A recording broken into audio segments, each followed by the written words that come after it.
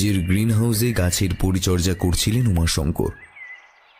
তার মোবাইল ফোনটা বেজে উঠল। অসময়ে ফোন আসায় বিরক্ত হলেন। স্ক্রিনে অজানা নম্বর। কল রিসিভ করলেন উমাশঙ্কর। কে বলছেন? কেমন আছেন মিস্টার বন্দ্যোপাধ্যায়? আমাকে আপনি চিনবেন কি? আমার নাম রিতেশ মালওয়ানি। রিতেশ মালওয়ানি? বাবার দেওয়া পুঁথি আর তার লেখা কিছু কাগজ বার করলেন। আর যাই হোক, তার বংশের প্রদীপকে নিভতে দেওয়া যাবে না।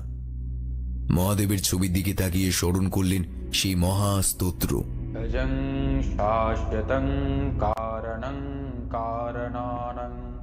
ভালো কথা শুনেন দেখছি। যা বলেছিলাম একদম অক্ষরে অক্ষরে পালন করেছে। আপনার মতো নিচু মানসিকতার লোকের সাথে আমার কথা বলার কোনো ইচ্ছে নেই। কাজের কথায় আসি। যে কারণে এখানে ডেকেছেন আর আমার নাতিকে ধরে নিয়ে এসেছেন। আপনি আমায় আখ্যায় অমৃতকাল বানিয়ে দেবেন, নাতিকে নিয়ে চলে যাবেন। তিনি বিভিন্ন উপকরণ একের পর এক দিচ্ছিলেন, যেন কেউ তার মনে মনে বলে দিল।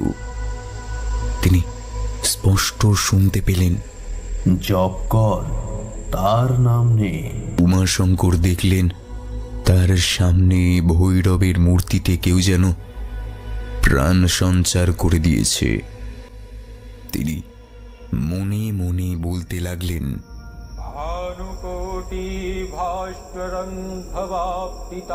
খুব দূর থেকে হালকা ধুম ধুম আওয়াজ আসছে। এলোমেলো হওয়াতে রিতেশ মালওয়ানি সহ বাকি সবাই এখানে ওখানে ছিটকে পড়ল।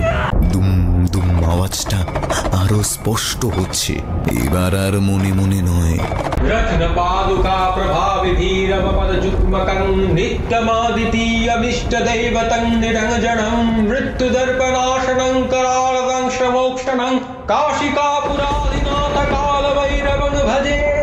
এটা আশীর্বাদ স্বরূপ রেখে দিস। কোনোদিনও কারোর ক্ষতি করিস না। জ্ঞান অর্জন আর তার প্রয়োগ সব সময় মানুষের কল্যাণে যেন হয়।